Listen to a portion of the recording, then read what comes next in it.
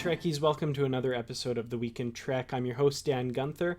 Once again, not a lot of Star Trek news this week. We are waiting patiently for any casting news or any news whatsoever about Star Trek Discovery.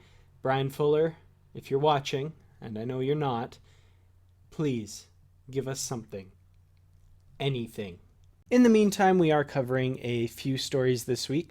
First of all, the brand new Star Trek Encyclopedia by Denise and Michael Okuda has finally hit shelves. It was released this past Tuesday and is available now for order from any of your favorite bookstores or online at Amazon or any other online retailer. I do have links to purchase from Amazon in the description below.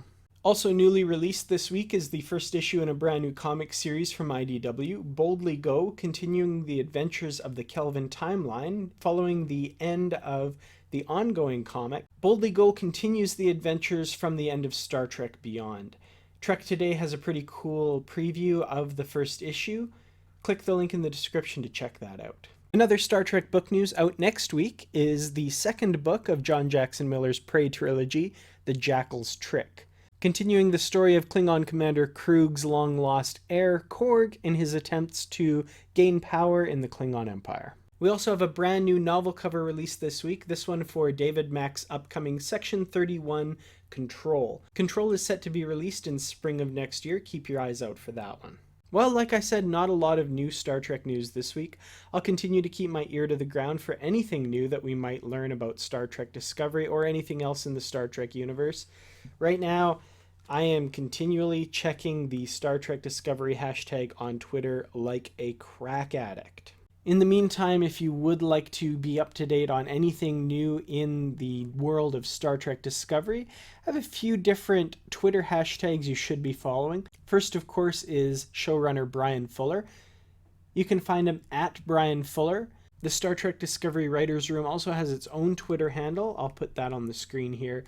It hasn't been very active, though. Hopefully that will change in the near future. Another Twitter account you should be following is at Star Trek Dog. This is described as Nick Meyer's dog's Twitter account, who is in the writer's room on Star Trek Discovery. I'm not entirely certain how legit this account is, but there have been some really interesting tweets, including this one, heading back to the doghouse with a major supporting character finally figured out. This was one that made me think that maybe there was some major casting news on the way, but unfortunately that did not materialize. And then this one, there are no shields that can cushion blow of having to tell an actor she lost out on a Star Trek Discovery role.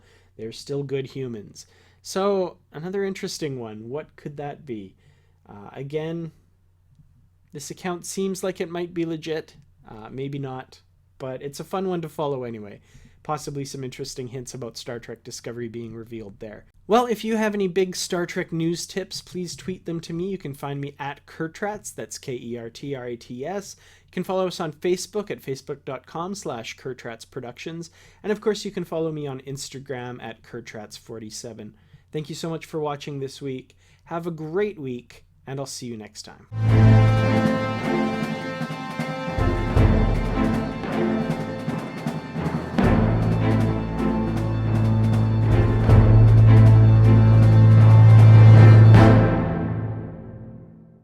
Well, like I said, not a lot of new Star Trek news this week.